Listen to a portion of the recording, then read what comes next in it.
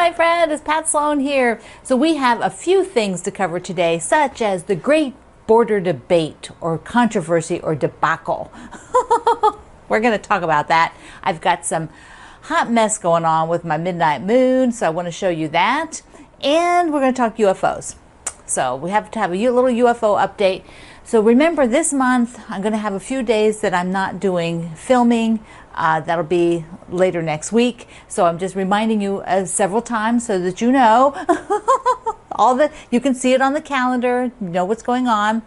Okay, so first let's do the days for today, which are Campfire Day and Lighthouse Day. Those are two of many, many things that are celebrated today. So I want you to show quilts if you have quilts that are camping quilts. I mean, we've done a camping theme, so share a camping quilt or share a lighthouse quilt or both. I know there are fabulous lighthouse quilts out there. I've seen the patterns. You've probably showed them. So go ahead today, and I love lighthouses. So it's going to be really pretty to see those. Okay, let's look at UFOs first. So I first want to show you kind of where my quilts that need binding are. You know, I've showed you this before, but I went ahead and took a look at it. I need to sort of resort and stack this, but here we go. So for my UFOs, I'm going to take a pick from in the stack some of the ones that need binding, which are quite a few. This group needs binding.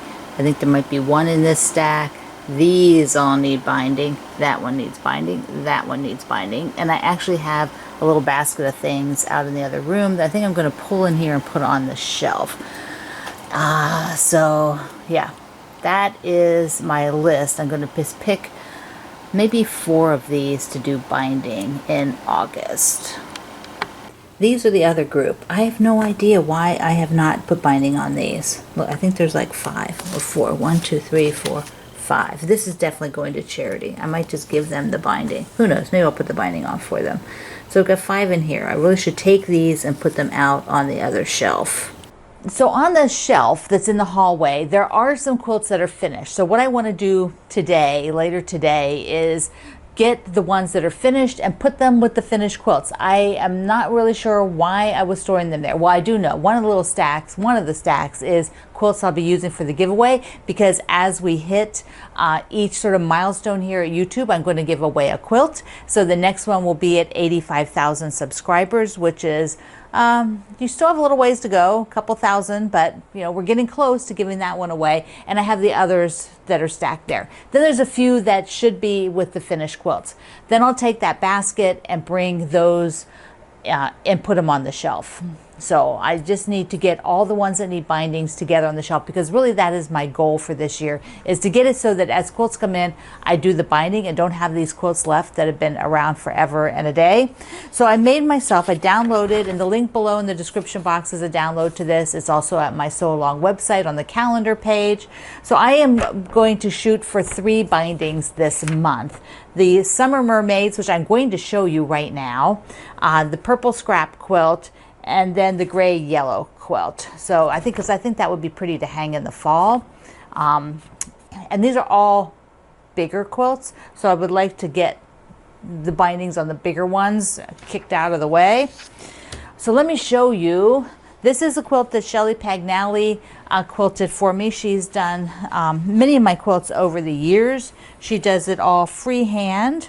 And this is the summer quilt. The pattern is by Verna of the vintage spool. Yes, so I've done several of her quilts over the years. I have her pattern for the Halloween Hexie. So is it right side up? Yeah. So didn't this come out fantastic? Shelly did such a great job. I used my Harmony light blue, you know, like for the water in the back. Look, look, look. Oh, okay. So I'm not sure that I'll get this hanging this year. I'm going to hang it over the chair though, but that's the first one I'm going to bind because I want to enjoy it. So let's talk about the border controversy, the border debacle, the border what the heck. So this is summer camp. It seems that there are a few of you who now at the very end were like, don't like the border or don't like the sashing, don't like the setting, don't like the layout. It's very fascinating to me. You know, you've had the layout since we started, so it's not new information. But once things get put together, they do change, right? They change how they look. You might have to make decisions to adjust to your fabrics that you're using. So here's the layout, right? So I want to give you a little backstory. When I started doing Block Wednesday, I started on the first day of the winter solstice in 2016, and I wanted to make a quilt between that day and the end of the winter solstice, start of the summer solstice. And I went for 1 block a week. I had no patterns written. I had no layout done. I was using my scraps. Here is a picture of the winter solstice. I did it all red and white to keep it going. So it was it was like a cycle. I was on the road teaching and stuff like that, and I was having to write blocks just like the day before. I didn't even have the block when I published it. I hadn't even made mine. I published a pattern, then I would make mine. So over the years now, Block Wednesday has evolved. I'm doing 3 during the year, and I try to create something that's fun, but it's not something planned. Nothing is planned. I do plan out the fabric that I'll use, and now I'm actually giving you the layout, and I'm writing the patterns at least in advance and showing you my block as we go along. But I'm not making my blocks in advance. I'm making them just the day or so before you see it, usually 1 or 2 days. But the patterns are written. So anyways, you have the pattern. Now for the layout, you can see that there's sashings which are quite bold and significant for this project because it's 9 blocks, and if I were to do anything symmetrical, it's a square quilt. And a lot of people would prefer a lap size that's rectangle because it's just a little easier. So to do that, I did not repeat this wide sashing on the ends, and then I also created like an inner border which went all the way around. Well, when I drew this, I drew the inner border as a different fabric. But I didn't really, I showed you, I'm not really sure I was so excited about the choices I had when it came time to actually put that inner border on when everything was done, because things change. As it's in fabric, it looks different. And so remember, I was showing you this. I had the blue to go all the way around. And oh my goodness, did you have opinions on that? I still think it would be gorgeous. I probably would have preferred it all the same fabric, but like my rule for myself says, I'm just using the fabric that I purchased in the beginning, and I could only do it if I did them scrappy, which would have been okay. But I honestly thought I did not have enough red. I thought I couldn't even do 2 sides. But I went digging around, and there was a piece that had kind of fallen down, and so I was able to do 2 sides.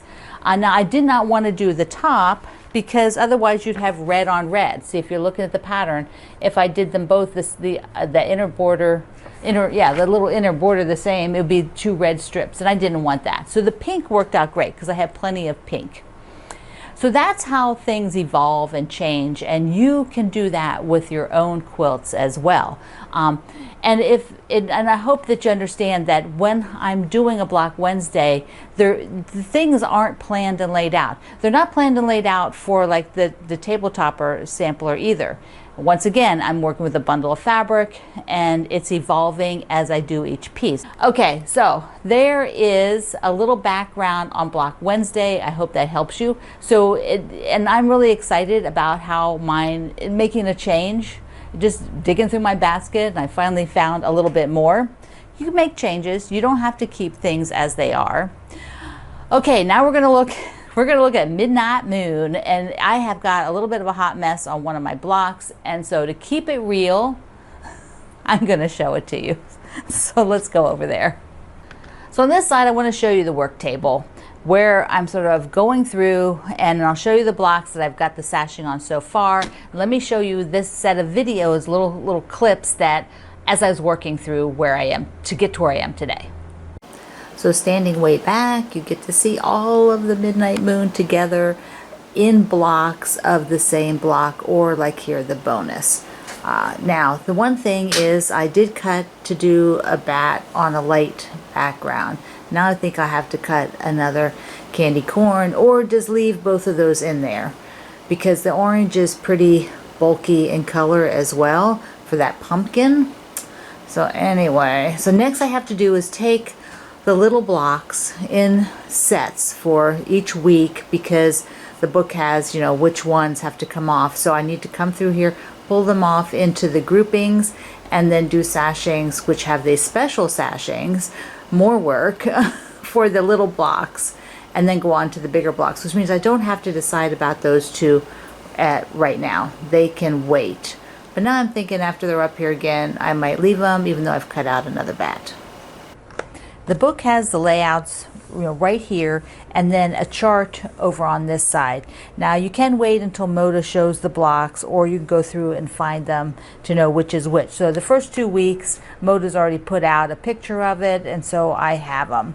And here I put 16, so this is the one that gets these little half square triangles, 2 sets, and then this, week 17 is the bigger, little bit bigger half square triangles and less of them. And so the blocks are here, aren't they darling? All the little blocks get the special sashing, extra work, and there's the next one. So the other 2 sets of them, so they'll be split up, the whatever's left go into the other 2 sets. One has a little checkerboard and one has flying geese. Then after that, the medium and the large blocks have just a basic little framing, like a fat and mediums, and then this has just a little tiny small frame around them, which helps you if your block isn't quite the right size.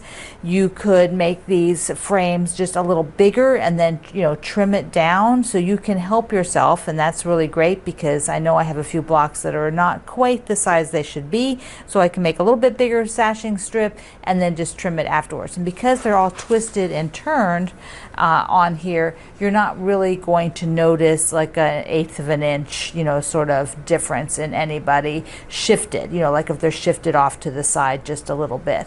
Isn't this fabulous? Okay.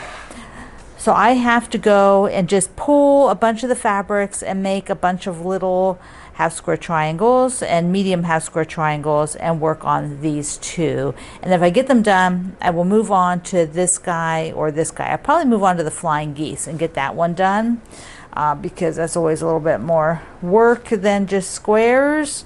So that's my plan. Okay, here we go. To remind you, here are my backgrounds, and they will match up to whatever is in the block. And then I did save a few little pieces, but I didn't really save much. I'm not even sure if these little pieces are big enough, though that is. But if they're not, I'm just, you know, I know that most of them probably are not. So I'm going to have to go and pull some out of the bag. And that is what I'll do to make all of these half square triangles. So here are what they are set up on the design board. First, I just put the squares, I have the block, and then all of the setting strips exactly where they'll go. Now these 2 sets of squares become all the half square triangles, so now all of those are lined up, and this is how the block is laid out. So there's 3 with this dot and 3 with the more open black and orange dot. And now it's just a matter of making the blocks. So let's take a look. I have got the stack that I'm doing the little, whether it needs squares, half square triangles, whatever it needs for the setting. Here are the blocks that are done already. Here's the next set of them. I've got the backgrounds, which I'm low on this one. I'm not going to buy any more, so if it's needed for other things, I'll just find a white fabric to use. I'm going to remake the candy corn, so I've got that fabric. I have got a bunch here of the half square triangles to cut up, and my bin. So now, of course, my Halloween fabric is all in that basket that's under the table the AccuQuilt stuff is sitting on. But this is the group I just pulled to do what I needed to do. So let's take a look at the blocks. I'll just pull in.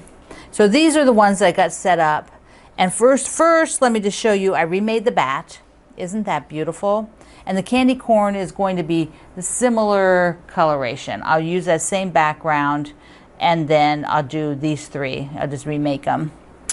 So I did that. And then I'm going to save off my hot mess right there. So the other ones came out pretty good.